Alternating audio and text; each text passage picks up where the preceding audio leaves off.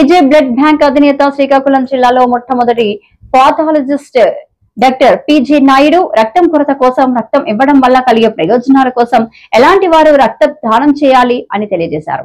రక్తదానం వలన ఎన్ని లాభాలున్నాయి, రక్తదానం చేయడం వల్ల ఎంతమంది ప్రాణాలు కాపాడొచ్చు ఆయన మాటల ద్వారా విందాం. ఈరోజు మన శ్రీకాకుళంలో అయితేనేమి, భారతదేశంలో అయితేనేమి రక్తం కొరత అనేది చాలా తీవ్రంగా ఉంది.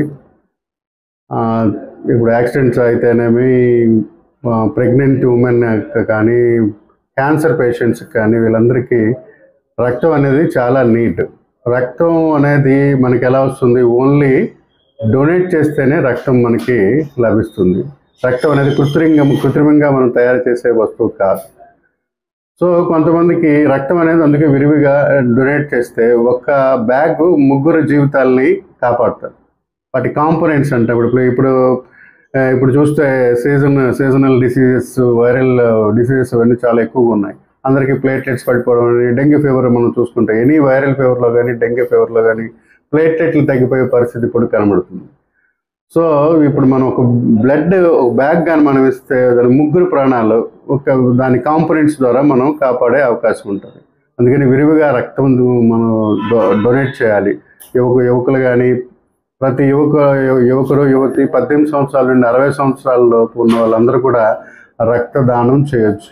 ఎటువంటి ఇబ్బంది. రక్తదానం చేయడం వల్ల మనిషికి వచ్చే నష్టం అయితే ఏమీ ఉండదు, ఇంకా లాభమే. కొత్త రక్త కణాలు ఉత్పత్తి అవుతాయి రక్తం డొనేట్ చేయడం వల్ల. అంతేకాకుండా రక్తం అనేది ఇప్పుడు కొంతమంది అంటారు, నాకు షుగర్ ఉంది, నాకు బీపీ ఉంది, నేను రక్తం డొనేట్ చేయొచ్చు డాక్టర్ గారు అడుగుతారు.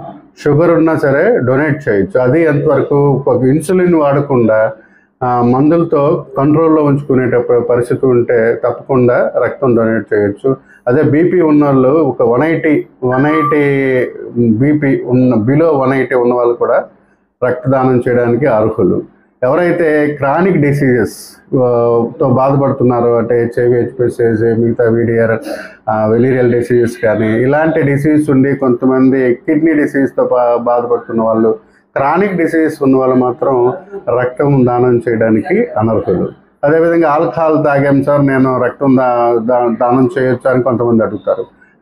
మోడరేట్ ఆల్కహాల్ తీసుకొని ఒక 12 to 15 hours అయితే మాత్రం వాళ్ళు దానం చేయొచ్చు.